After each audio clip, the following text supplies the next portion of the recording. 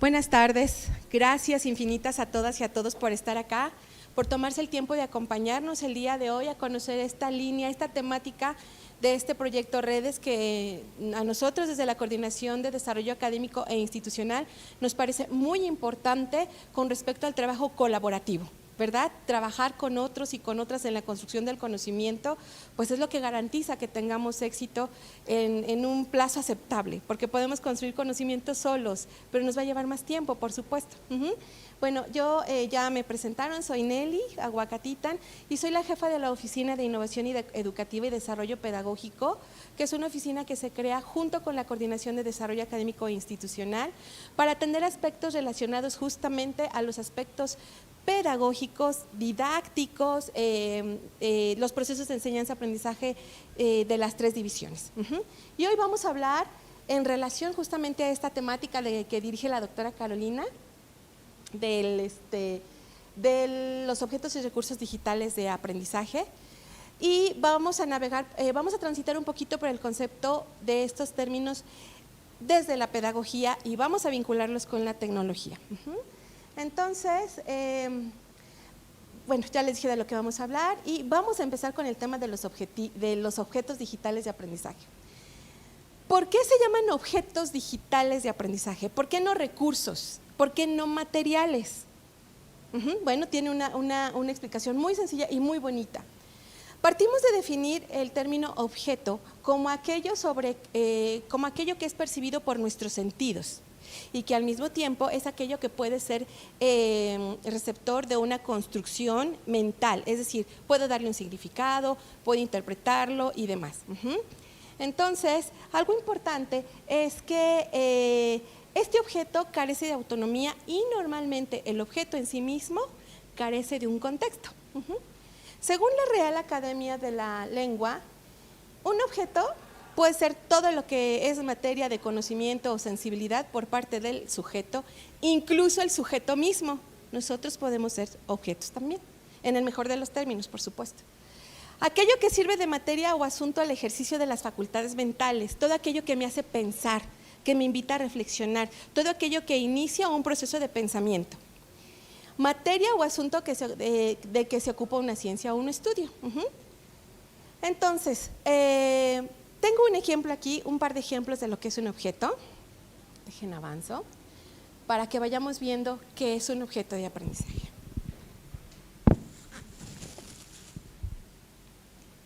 Tengo aquí dos objetos. Una naranja, ¿vale? ¿Qué me pueden decir de la naranja per se? ¿Qué me podrían decir de esta naranja solo observando, percibiendo la naranja? ¿Qué me pueden decir? ¿Es redonda? ¿Qué más? ¿Amarilla? ¿Qué más? ¿Es pequeña? ¿Qué más? ¿Es jugosa? ¿Es un cítrico? ¿Verdad? ¿Mandé? Sí, sí tiene jugo, mire, ahorita va a ver que sí. Supongamos que tiene jugo. Y aquí tengo otro objeto, es un globo.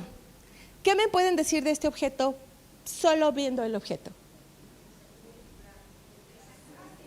¿Es azul? ¿Es flácido, dijeron? Sí, claro, ¿qué más? ¿Es de plástico? Muy bien, ¿qué más? Es ligero, muy bien. Este es un objeto y este es otro objeto. Una característica importante de los objetos de aprendizaje es que están descontextualizados. Cuando iniciamos el trabajo con un objeto están descontextualizados y depende de nosotros como educadores, como diseñadores instruccionales, como docentes, darles un contexto. Y en este momento les voy a pedir de favor que le demos un contexto a estos objetos. Me dijo la profesora Carolina que somos 30 personas, ¿no? Entonces vamos a hacer equipitos, vamos a hacer una actividad de 5 minutos en las que les voy a pedir su colaboración, aunque no se conozcan, y vamos a organizarnos en pequeños equipos de 4 personas. Caro, ¿me ayudas a repartir una naranja y un globo a cada equipo, por favor?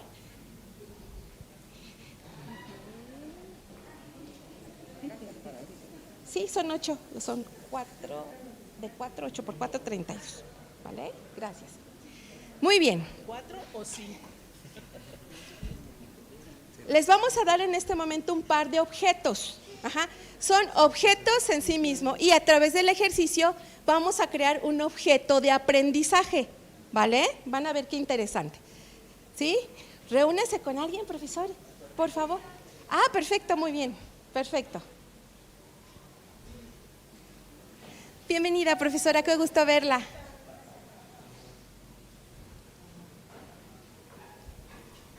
Van a tener que pararse, no teman pararse, no pasa nada, estamos en confianza, ¿sí?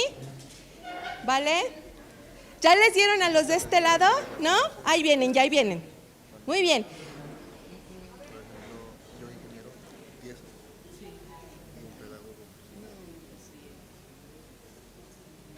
Un globo y una naranja. Ya todos los equipos tienen un globo y una naranja. Tienen dos objetos. ¿Sí? Va que va. Ponemos atención con las instrucciones. Instrucción 1. Paso 1. Tienen que inflar el globo. Paso 1, inflamos el globo. ¿Vale? Sin problema. Como quieran. Mucho, poco, como quieran. ¿Sale? Paso 1, inflar el globo. Paso 2. Solo usando la naranja tienen que reventar el globo. Pueden manipular el globo, pueden manipular la naranja, pero no pueden usar nada más que la naranja para reventar el globo. Tienen 4 minutos, pueden empezar.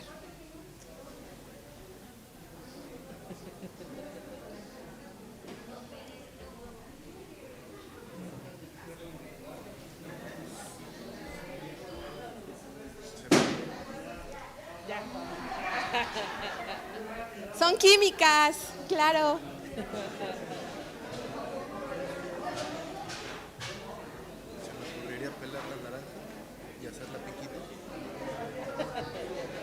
Solo usando, solo usando la naranja. No puede usar su mano, solo la naranja.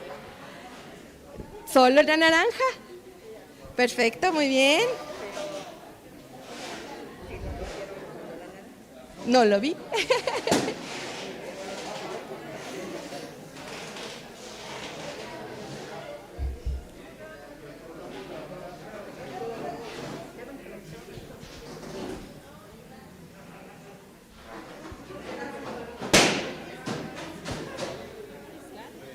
Muy bien, gracias. Pueden ir tomando asiento, ¿vale?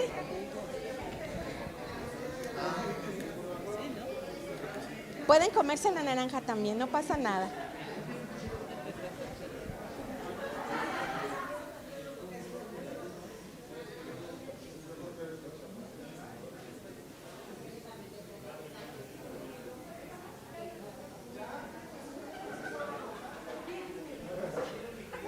¿Listo? ¿Ya lo reventaron? Ya. Ay, cuánta eficiencia. Pueden tomar asiento, ahorita seguimos. Gracias.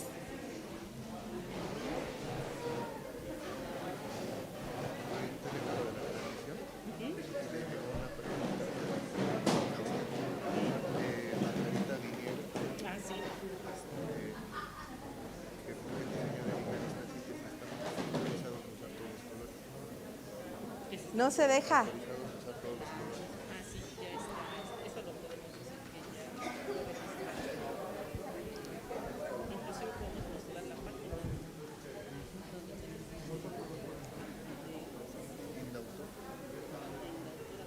Dos minutos.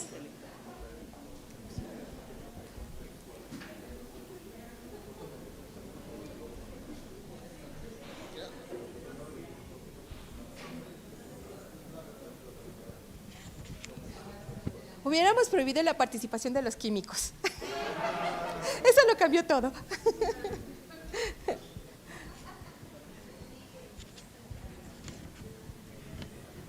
Sí, hay quien intenta hacer eso. Sí, efectivamente.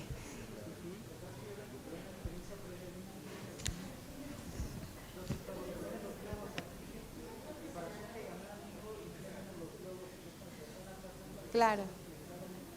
Claro, los primeros que reventaba, claro. Listo, muy bien. Ok, creo que ya todos los equipos reventaron su globo, ¿verdad? Bueno, a las personas que van llegando, bienvenidas, qué bueno que están con nosotros. Discúlpenme que ya no van a poder participar de esta actividad, pero ahorita seguimos, ¿vale? Ok, teníamos un objeto naranja y un objeto globo. ¿Qué pasó cuando los juntamos? ¿Por qué o cómo es que logramos reventar el globo solo usando la naranja? ¿Qué me pueden contar? Cuéntenme. La fricción. Ok, aquí está la hipótesis de que la fricción revienta el globo. ¿Alguna otra idea?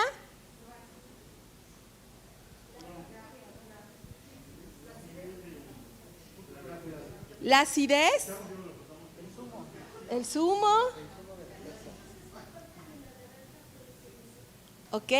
Un equipo lo que resta de la ramita de la naranja reventó el globo, muy bien. Químicos, ahora sí quiero escucharlos. ¿Qué reventó el globo?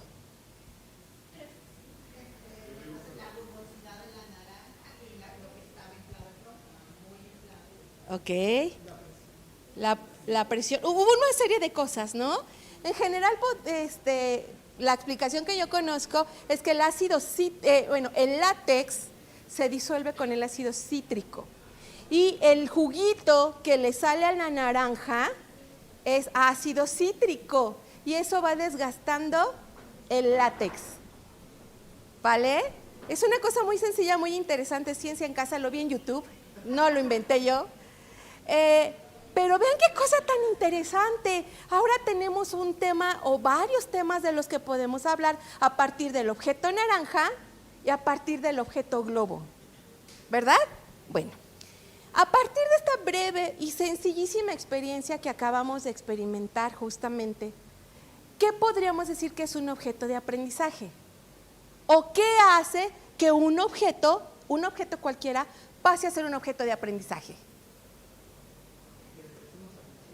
Que prestemos atención. Muy bien, ¿qué más? ¿Recuerdan que cuando dijimos que los objetos en sí mismos están descontextualizados? Le dimos un sentido, los relacionamos entre ellos. ¿Qué más, Cristi? Lo contextualizamos en una actividad. Muy bien. ¿Qué más? ¿Perdón? No te analizamos, le dimos una intención, la composición del objeto. Muy bien. Los felicito, todo lo que acaban de decir es cierto. Mande, profesor. Claro que sí, y le agradezco su observación. Me refiero a que para un proceso de enseñanza-aprendizaje estamos usando el objeto sin ubicarlo en una práctica, en una historia, en una lección o en un tema específico. A eso nos referimos cuando hablamos de objetos de aprendizaje, y no es que necesariamente estén descontextualizados, es que no los estamos incluyendo de forma explícita en una secuencia didáctica. A eso nos referimos, pero vamos a profundizar un poquito más en el tema. No sé si aclaré su comentario. ¿Sí? Muchas gracias. Ok, Carito, ¿me ayudas? Les voy a entregar ahora un pequeño ejercicio para cerrar esta construcción de conocimiento, y va a ser uno por equipo, por favor.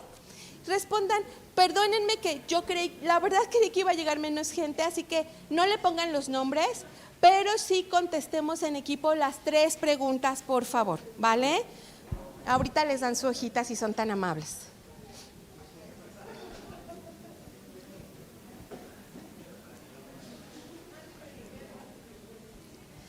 En la pregunta 3 solo pedíamos 2 ejemplos, pero si tienen más ejemplos, anótenlos, por favor.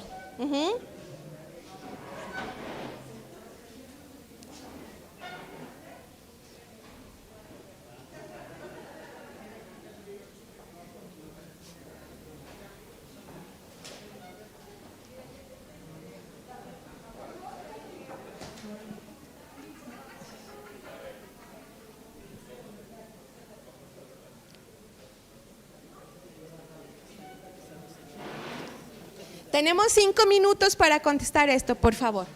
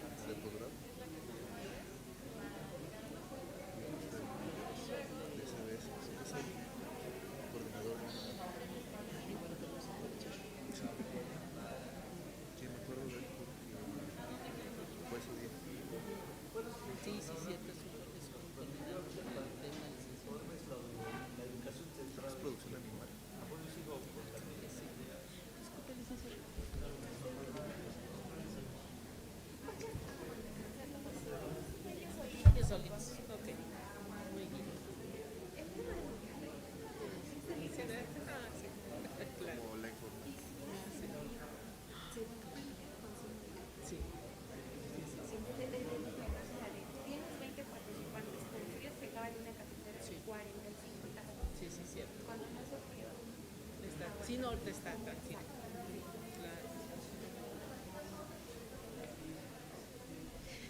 2 minutitos.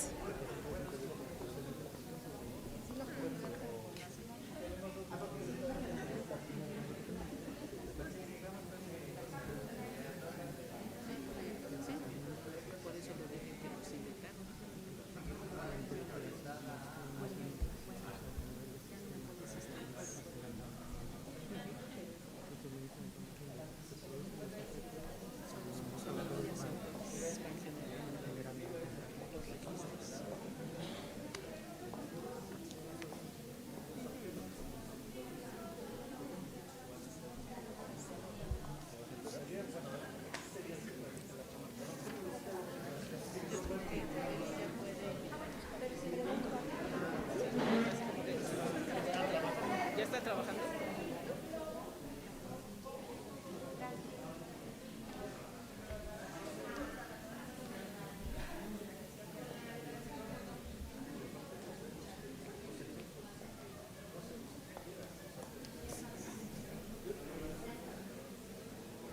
$30.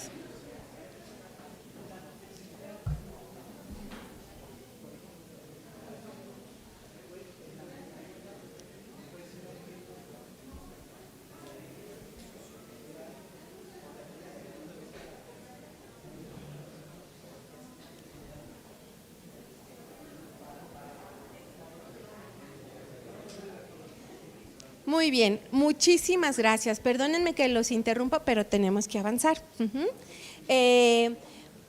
Por favor, ¿algún equipo que quiera compartir en voz alta la respuesta a la pregunta 1? ¿Algún equipo? ¿El que quieran? Ok. Ya déjenlo así, no se preocupen, no pasa nada, no pasa nada. Ponemos atención, por favor. Lee la pregunta. Sí, la pregunta es ¿cómo se relaciona el contexto con el objeto para conseguir un objeto de aprendizaje? Y en nuestro equipo mencionamos que se necesita primero un objetivo, luego el material, conocimientos previos y establecer la secuencia didáctica. Gracias. Muy bien, muchas gracias. Pregunta 2, ¿algún equipo que quiera responder la pregunta 2? No se hagan de la boca chiquita, todos terminaron. Muy bien, muy bien. Fuerte y claro, por favor. Lea la pregunta y la respuesta si está en la mano. Okay.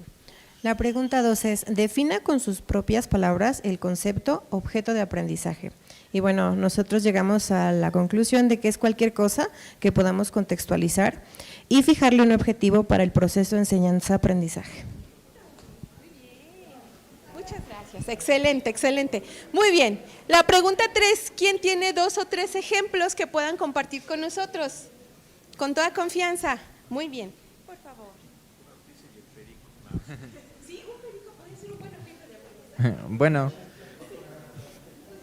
Bueno, al menos en nuestro equipo suponemos que, bueno, en primer lugar, cualquier objeto a partir de un contexto en específico se puede convertir en un objeto de aprendizaje, ¿no? Y bueno, en nuestro caso al menos podríamos decir una noticia, hasta un teléfono, hasta el propio ser humano en muchísimos entornos de aprendizaje, ¿no? Muy bien, muchas gracias. Y la chancla sí es un objeto de aprendizaje. Claro que sí. Hay un video, me acuerdo mucho, me lo enseñó mi sobrina tiene 14 años. Y es el video de un muchacho que está con la novia y le falta el respeto de alguna forma. Y la mamá de lejos dice, es un patán, mi hijo, y le avienta la chancla y sigue una dirección y una trayectoria. Para física es un excelente objeto de aprendizaje ese video. Sí puede servir. Muy bien, muchísimas gracias. Les quiero contar algo bien bonito. Ustedes acaban de experimentar un objeto de aprendizaje sobre los objetos de aprendizaje. Es lo que acabamos de experimentar. Acabamos de construir un contexto a partir de una secuencia didáctica que empezó con la presentación del objeto, se dio una serie de instrucciones, realizaron una actividad, discutieron y tuvimos una pequeña autoevaluación al realizar esta construcción final de los conceptos, las definiciones y los ejemplos. Eso es un objeto de aprendizaje. El objeto de aprendizaje no es en sí la naranja y el globo. Es todo lo que sucede, son los procesos cognitivos que suceden alrededor de esos recursos o de esos objetos que nos permiten lograr un objetivo o llegar a una intención, como bien decían acá. Eso es un objeto de aprendizaje. ¿Por qué quería partir de la definición fundamental de objeto de aprendizaje? Porque les tengo algo bien bonito que contar. Este concepto existe desde el siglo pasado y se empezó a usar antes de lo digital. Los objetos de aprendizaje o esta propuesta didáctica pedagógica existe desde el siglo pasado y que ahora son objetos digitales de aprendizaje, sí. Pero este concepto como tal funcionaba aún sin lo digital y ustedes lo acaban de experimentar. Es importante que lo sepan porque quizá habrá recursos, contextos, situaciones en las que no podamos echar mano de lo digital y ustedes ya sabrán qué hacer, ¿sí? Pero vamos a ver ahora justamente qué nos dicen los autores expertos sobre lo que es un objeto de aprendizaje. Adelante, profesor, por favor. Un objeto de aprendizaje es un conjunto de recursos autocontenible, es decir, va todo junto. Va todo junto. Esa es una característica fundamental de los objetos de aprendizaje. No se pueden separar. El objeto de aprendizaje que ustedes acaban de experimentar no se podría validar o no tendría el propósito, no cubriría el propósito si hubiéramos separado por una parte el objeto y luego en otra forma o en otra circunstancia la actividad, o si hubiéramos hecho primero el cuestionario. No, va todo junto en ese orden. Por eso es que es autocontenible. Reutilizable. Este experimento del globo y la naranja lo podemos usar en química, en un ejercicio de trabajo colaborativo, lo podemos usar para la resolución de problemas, para diferentes temáticas. Es un objeto de aprendizaje reutilizable, con un propósito educativo, y aquí ustedes ya lo habían dicho, por supuesto que el propósito va a dirigir la actividad o el objetivo, y constituido al menos por 3 componentes internos: los contenidos, las actividades de aprendizaje, que incluye las actividades de evaluación, y los elementos de contextualización. Y aquí es donde, profesor, adquiere sentido el tema de la contextualización educativa, didáctica o académica. El mismo objeto de aprendizaje puede ser contextualizado para una materia o una OEA de filosofía, o una de matemáticas, o una de genética. A eso nos referimos de que está descontextualizado, no se encuentra dentro de un proceso formativo disciplinar específico, pero un objeto de aprendizaje lo incluimos en un proceso de enseñanza-aprendizaje de un contexto, una OEA específica. A eso nos referimos con contextualización, profesor. Muchas gracias. Ok, sus componentes pedagógicos. Todo objeto de aprendizaje lleva una secuencia didáctica. Lo que acaban de experimentar es una secuencia didáctica: presentación, introducción del tema, de los materiales, activación de conocimientos previos. Cuando les pregunté ¿qué es esto?, ¿qué me pueden decir? A ustedes echaron mano de lo que sabían de esos objetos. Tiene inicio, desarrollo, cierre y evaluación. Y la evaluación puede ser autoevaluación, coevaluación y heteroevaluación.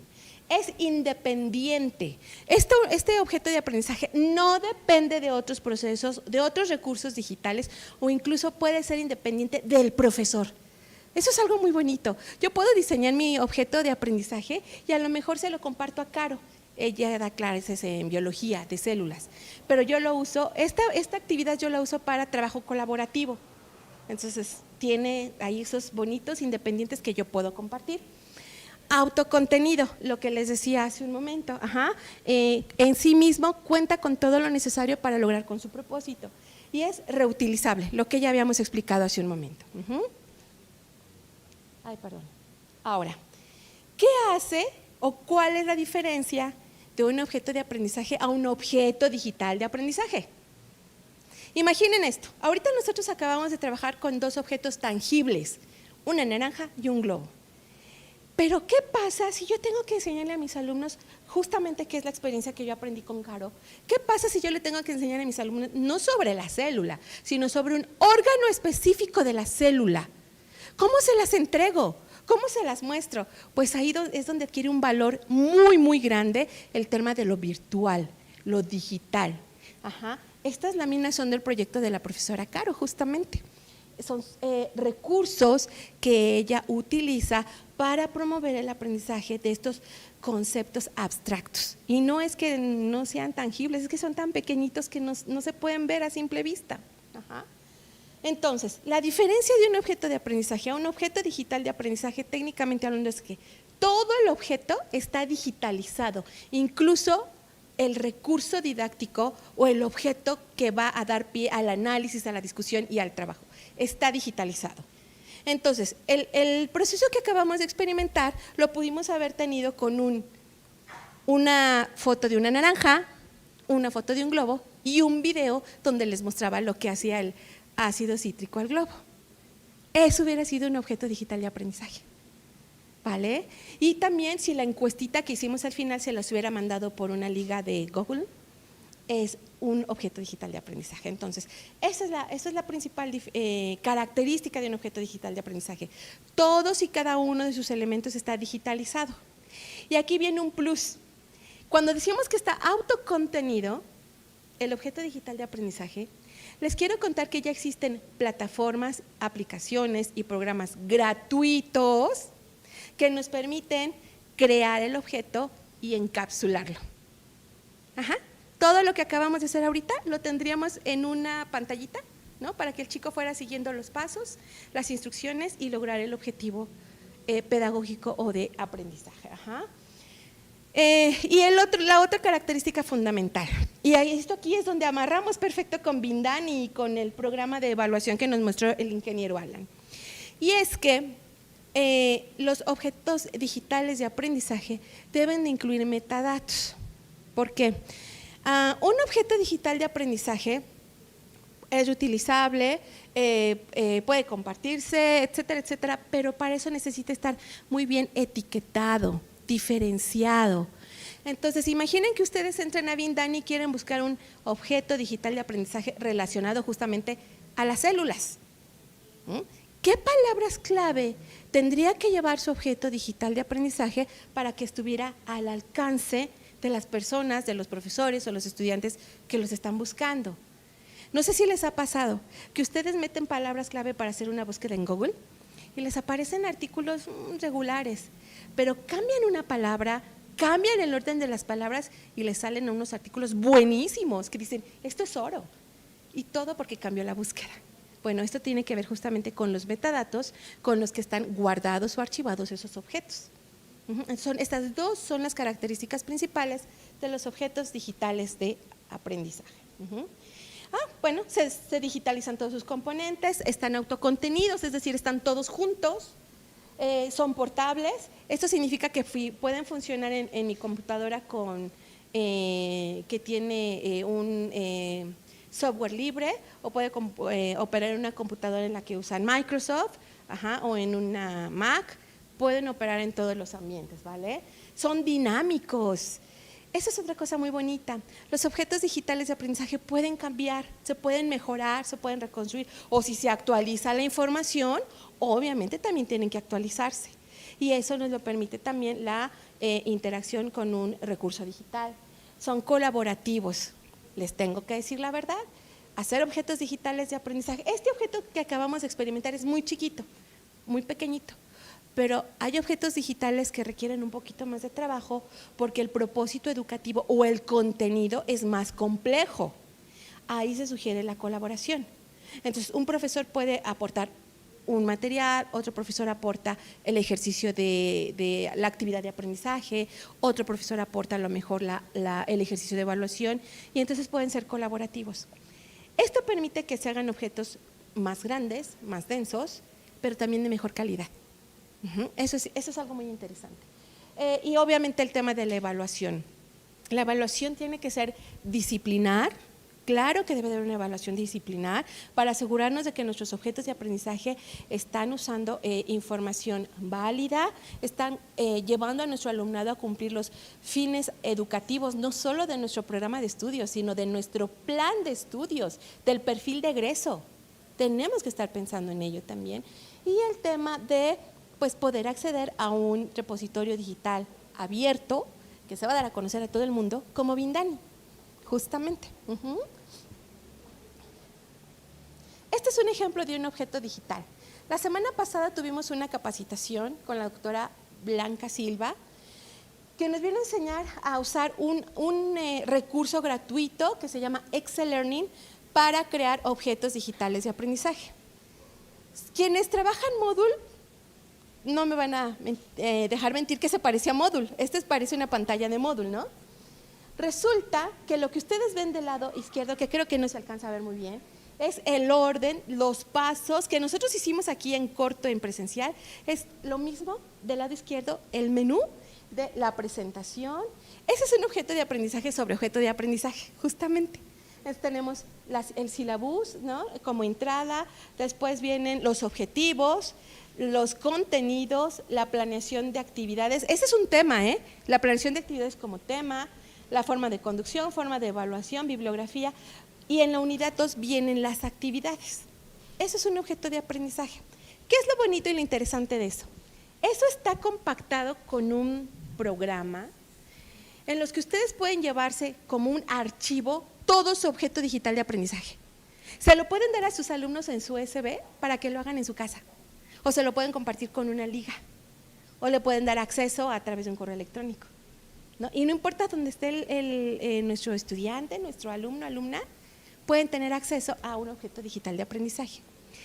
Excel Learning es la propuesta que estamos usando porque es manejable, es fácil, es una experiencia que además ya tienen colegas de otras unidades que ha funcionado, pero si ustedes desean incursionar en el tema de los programas para hacer objetos digitales de aprendizaje, hay varias opciones.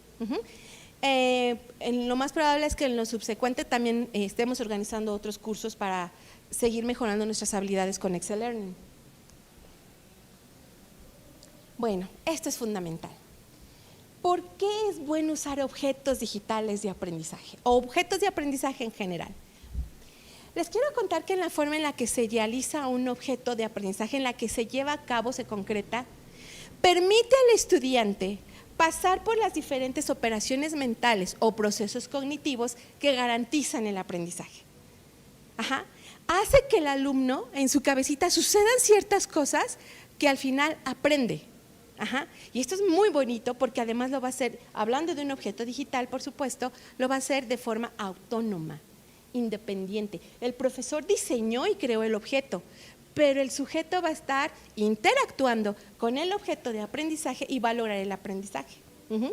Si un objeto de aprendizaje está bien diseñado, tiene que permitir al alumno operar la atención, en tanto que el diseño, la presentación de contenido, los materiales didácticos sean llamativos, ordenados, claros, captar su atención.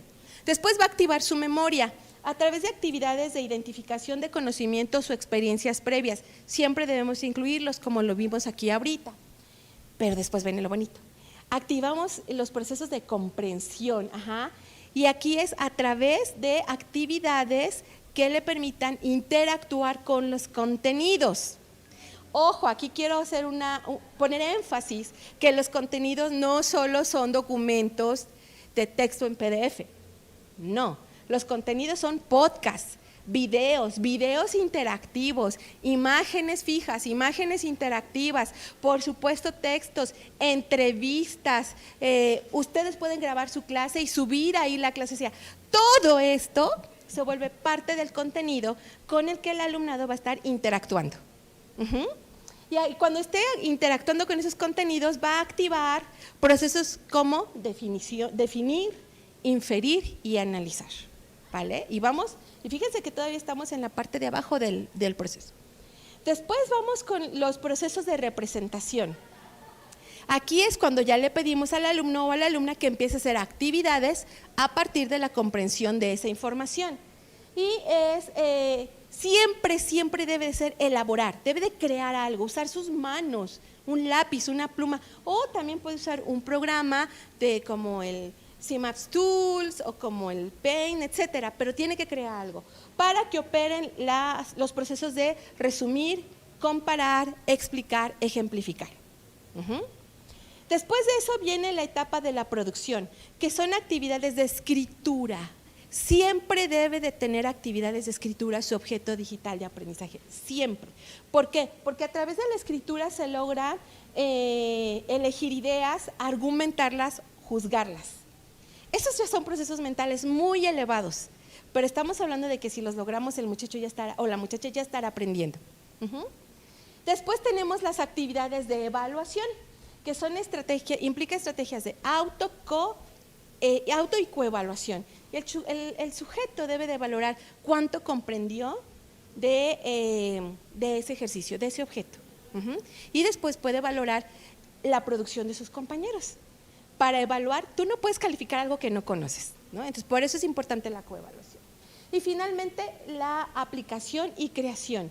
Tiene que ver con estrategias de aprendizaje activo. Ojo, quizá no todas las UEAs permitan llegar a ese nivel, por los contenidos, por las dificultades, por diferentes circunstancias. Pero si pueden, se sugiere que en la aplicación, en el nivel de aplicar y crear, nosotros apliquemos estrategias de aprendizaje activo como el aprendizaje basado en problemas, el análisis de caso o el aprendizaje por proyectos. Y esto les permite a los sujetos imaginar, seleccionar y planificar. Un objeto de aprendizaje bien diseñado va a pasar por estos niveles, ¿vale? Entonces, bueno, tiene muchos beneficios. Ahora, los recursos digitales de aprendizaje y recursos educativos abiertos. Los recursos digitales de aprendizaje es toda aquella producción con fines educativos que están en un formato o en un medio digital, ¿vale? Así de sencillo. Y aquí entran, como puse allá abajito, los objetos digitales de aprendizaje. Un ODA va a ser un recurso digital de aprendizaje. Sin embargo, ojo con esto, un recurso digital de aprendizaje no siempre será un objeto digital de aprendizaje, porque un recurso digital de aprendizaje puede ser una lámina, un texto, un video, un audio, en sí mismo es un material didáctico. Pero ¿por qué es importante también crear recursos digitales de aprendizaje? Porque nosotros podemos abrevar de ahí para crear los objetos digitales de aprendizaje. Es decir, sin estos recursos no podríamos estar construyendo objetos digitales de aprendizaje. Necesitamos recursos digitales para integrar a nuestro objeto digital. Y es aquí donde viene la invitación. Empecemos a crear, compartir y subir recursos digitales, como los de la doctora Carolina. Justamente esas imágenes se están preparando para ponerlas a disposición en el repositorio digital. Imágenes sobre la célula, unas imágenes hermosísimas, ya las conozco, que podemos usar en diferentes objetos o de diferentes formas. Pero eso es lo importante de la producción de los recursos digitales. Para los ODA necesitamos recursos digitales. Muy bien. Ahora, los recursos educativos abiertos. Todo objeto, todo recurso educativo digital puede o no ser abierto. En la política de la Universidad Autónoma Metropolitana y en el contexto global en el que nos encontramos, lo ideal es que todos los recursos sean abiertos, estén disponibles para compartir con otras profesoras, otros profesores, con nuestro alumnado, con otras divisiones, con otras unidades, con otras universidades. Un recurso digital abierto es aquel que es de libre acceso. Esto nos tiene que llevar a pensar un poquito en cuál va a ser nuestra postura ante la creación de estos recursos digitales o de estos objetos digitales de aprendizaje. Y también nos lleva a aprender a usar las licencias Creative Commons, que son las que se usan para estos recursos abiertos. Ahí hay unas, híjole, esta es una historia, el tema de los derechos de autor es una historia. Tenemos un departamento legal en la universidad que se dedica a este tema de los derechos de autor, porque es una historia, ¿no? Pero bueno, hay lineamientos internacionales para que nosotros podemos revisar para, si queremos, obviamente, compartir nuestros recursos, ¿sí? Bueno, porque aquí viene otra cara de la historia y es bien importante que la conozcan. Un objeto digital de aprendizaje específicamente diseñado en Excel Learning tiene la modalidad de descargarse en un libro PDF. Y cada objeto es como un capítulo del libro. Ustedes técnicamente hablando podrían estar creando libros digitales a partir del uso del Excel Learning. Y un libro digital puede o no ser un recurso abierto, dependerá de ustedes, ¿vale? Hay que ir pensando qué postura vamos a tomar al respecto. Muy bien, las características de los recursos digitales abiertos se parecen muchísimo a lo que ya revisamos y voy a poner énfasis en que son abiertos, son accesibles para todo mundo, por supuesto, y los metadatos. Toda creación digital debe de llevar metadatos si queremos compartirla, para facilitar su búsqueda, almacenamiento, organización, difusión, etc. Excel Learning ya trae incluida la sección de metadatos. Ustedes ahí capturan la información de metadatos y ese objeto digital así tal cual se pasa a un grupo o una persona evaluadora y se sube a Bindani. Excel Learning ya lo tiene. Y no es que le esté haciendo propaganda de Excel Learning, es el que conocemos, porque es en el que nos hemos capacitado recientemente. Pero repito, hay otros. Bueno, con esto estaría terminando y pues no sé si tengan alguna pregunta, algún comentario. Ariadna.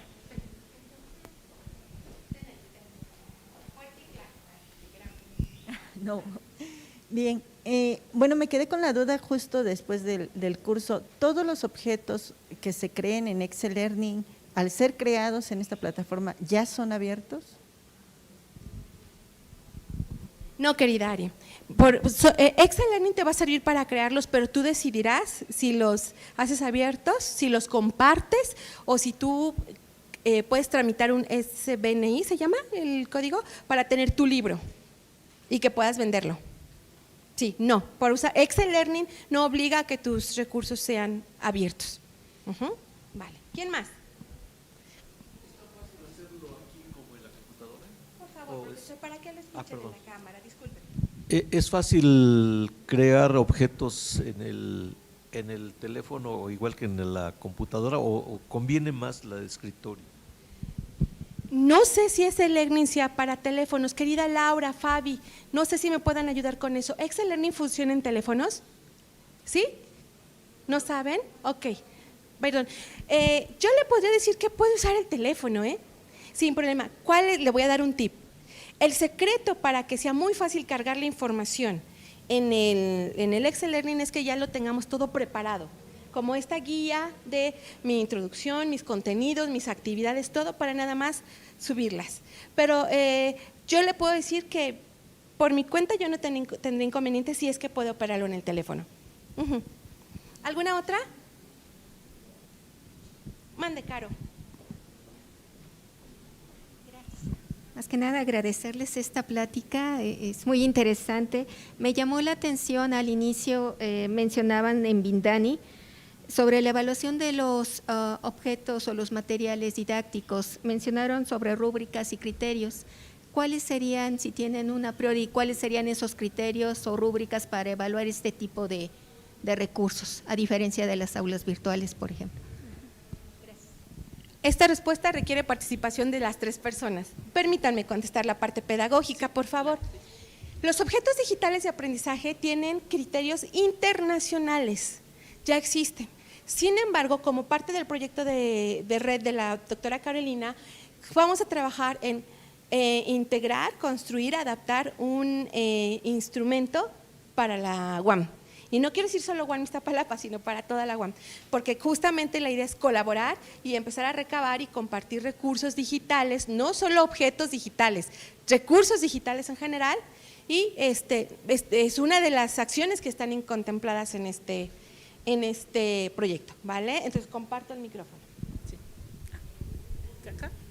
Sí, precisamente la plataforma OMP está siendo parametrizada a través del ingeniero Alan para crear esa etapa como del checklist, ¿no? Cuando el autor ya tiene su material didáctico, checar que sí cumpla con estos prerequisitos que van a ser enlistados con temas didácticos, con temas técnicos inclusive, ¿no? Si el formato es accesible, va a haber diferentes puntos, este checklist que va a ser una etapa dentro del OMP para seguir con la siguiente etapa. No sé, Alan, si con eso sería.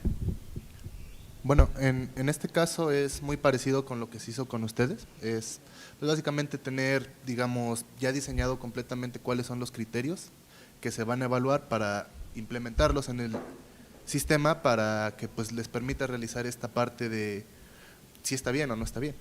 Básicamente, o sea, a grandes rasgos es básicamente lo mismo que se tuvo la experiencia con ustedes, pero como que enfocado a otra cosa. No necesariamente lo mismo, ni siquiera los mismos criterios de evaluación. Aquí completamente dependen de pues las personas implicadas. ¿Alguien más? Cuando pregunté sobre el celular, era quizá pensando en la idea de que la propia práctica fuera que el alumno construyera un objeto. No yo mismo, sino ellos. Como que no sería un recurso, sino un objeto nada más para aprender o para ensayar en el salón, ¿no? Sí, pueden usarlo. ¿Sí? Sí, claro que sí. ¿Alguien más? Por acá. Gracias, Carlos. Bueno, antes que nada, muchas gracias por la información, muy importante. Tengo una pregunta acerca de Bindani. Todos los recursos que encontramos ahí, como las tesis y artículos y demás, ¿nosotros podemos cargarlos o se requiere que ustedes como coordinadores les pasemos la información y ustedes los suban a la plataforma, al repositorio, perdón? ¿Qué se hace en ese caso? Sí, tenemos el contacto con cada una de las divisiones académicas. En el caso de los posgrados, ellos han habilitado un sistema en donde nosotros cosechamos su información, pero es a través de los coordinadores tanto de las licenciaturas como de cada uno de los posgrados. A través de ellos nos hacen llegar esta información y lo cosecha el repositorio. Inclusive hay una etapa previa en donde lo suben a Tesiwami, los coordinadores, y ya de ahí sacamos la información para ponerla en Bindani. Sí, claro. En el caso de las tesis sí sé el procedimiento, pero en cuestión de los artículos, entonces los coordinadores son los responsables de pasar esa información hacia ustedes. No, con respecto a los artículos, nosotros únicamente referenciamos los artículos de las revistas editadas por la Unidad de Iztapalapa. Tenemos 9 revistas que son editadas aquí en la unidad y que tienen su propio OJS, que es la plataforma que administra el flujo editorial de esa revista, y lo que nos permiten estas revistas es entrar a su OJS y jalar los metadatos para que sean ya reflejados en Bindani. Muchas gracias. Sí. Bueno, esta parte de por qué se decidió solamente hacer la referencia hacia la plataforma donde está alojada la publicación es básicamente porque no queremos interferir en las estadísticas que maneja la plataforma, porque por ejemplo no tendría caso que yo como repositorio tuviera 20,000 visitas y en la plataforma de la revista solamente tengan 100. Entonces eso lo decidimos para respetar sus estadísticas de ustedes, en este caso como publicaciones. Gracias.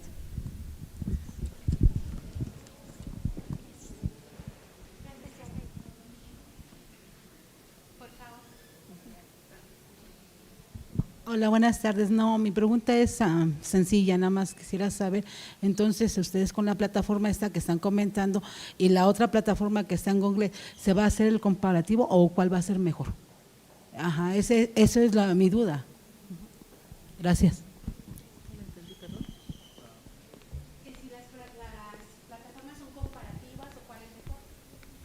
No, bueno, el proyecto o la solicitud que se nos hizo es por parte de las áreas académicas, nos invitaron a participar primero para crearles una plataforma que les permita evaluar los materiales didácticos, para eso es el OMP, ¿sí? que se está trabajando. Y de ahí también nos están solicitando que se incorporen esos materiales didácticos en Bindani. Entonces, a través del sistema cuando ya haya una propuesta de un material didáctico y cumpla con los requisitos pedagógicos y técnicos y se tenga ya como en visto bueno en el OMP, pasará en automático a formar parte de Bindani. Y como bien dice el ingeniero Alan, no es hacer un nuevo registro en Bindani, no, es tomar los datos del OMP como se toman de las revistas, que veo que aquí hay varios responsables de las revistas, ¿no? El doctor, y es solamente una evaluación en el OMP y una visibilidad en Bindani por sistema, así es. No sé si en YouTube habrán llegado preguntas. Creo que había una. Sí, por mientras acá. Gracias. Para el repositorio, ya hablaron de las tesis y de los artículos, pero no han hablado sobre los libros publicados UAM. ¿Qué pasa? En nuestro caso tenemos 2 libros que fueron ya publicados en papel, no están digitalizados, pero quedaron de cargarlos. O sea, ¿qué pasa con esos libros que de hecho ya están agotados en físico, pero pues puede haber una versión digital disponible? O sea, ¿qué pasa? ¿Se pueden anexar en el repositorio? ¿Cómo se le hace? O sea, yo creo que va un poquito con la pregunta que hacía la compañera acá. Sí, precisamente la presentación del ingeniero Alan nos compartió que tenía instalados varios OMP, que son el sistema que administra el flujo editorial de los libros, ¿no? Entonces tenemos un OMP en la división de CBI, perdón, dos OMPs en CBI, uno en CBS y en sociales hay 3. ¿Qué es lo que pasa ahí? Bueno, cada comité editorial es responsable de ese flujo y de esa aceptación de los libros, y lo único que hace Bindani, al igual que en los artículos de revista, es referenciarlo. Tomamos igual los datos de su OMP para hacerlos visibles. No sé si quisieras comentar algo más. Bueno, aparte de esto es un proceso un poquito más laborioso el tener que subir un libro, debido a que muchas veces se manejan con editoriales, y en este caso, es de aquí. Entonces, pues básicamente, de todos modos solicitamos documentación para protegernos como universidad, como institución, de cualquier tipo de problema legal que llegara a salir, y pues ya sea que se suba. Tenemos un caso de éxito con un libro del doctor Luis Regadas, que pues dentro del repositorio es lo más consultado, tiene alrededor de 20,000 descargas, y ese se subió directamente ahí porque nació digital. En este caso pues nada más sería valorar cuál sería la estrategia para subir esos libros que usted menciona. Okay. Sí, bueno, cualquier cosa pues nos pueden visitar ahí en la biblioteca y pues ya lo podemos platicar para saber la estrategia. Bueno, en YouTube no hay preguntas, no sé si haya más preguntas aquí. ¿No? Bueno, pues. Perdón, habíamos detectado una que en la transmisión del YouTube, porque la estábamos siguiendo perfecto. ahorita que estaban en las actividades. Creo que la doctora Viniegra, ya no está el chat, pero comentaba algo sobre los derechos a utilizar los colores institucionales en nuestro logo, que es Bindani. Al igual de que en Bindani no colocamos ningún material que no tenga los derechos de autor o los permisos correspondientes, igualmente ya está registrado el logo y el nombre y el lema de Bindani ante nuestra oficina. Como bien dice la licenciada Nelly, pues tenemos en la universidad, en la Rectoría General, una oficina de propiedad intelectual que nos ayuda y siempre hay que tomarla como aliado, porque la verdad nos facilita mucho el trabajo, y ya tenemos registrado el logo, el lema y el nombre, ¿no? A través de a esta oficina de Indautor. Ellos nos apoyaron, por eso en la cintilla que está abajo del sitio de Bindani, pues está todos los derechos ahí plasmados, ¿no? Entonces, todos los materiales como bien dice el ingeniero Alan, no es solamente que se digitalice un material o que aquí está, no, hay que tener la documentación como es el registro del ISBN, el registro ante indautor, o sea, una serie de requisitos que se están trabajando con cada uno de los libros también para poderlos poner a disposición tanto en el OMP como en Bindani. ¿Sí? Gracias. Bueno, pues yo personalmente agradezco, termino mi intervención y quiero agradecer muchísimo al equipo de audiovisuales que nos está apoyando, a los colaboradores de la doctora Carolina, de su red, de su proyecto de red que nos están apoyando y por supuesto a los asistentes, agradezco mucho y regreso la palabra a Eli. Gracias, Eli.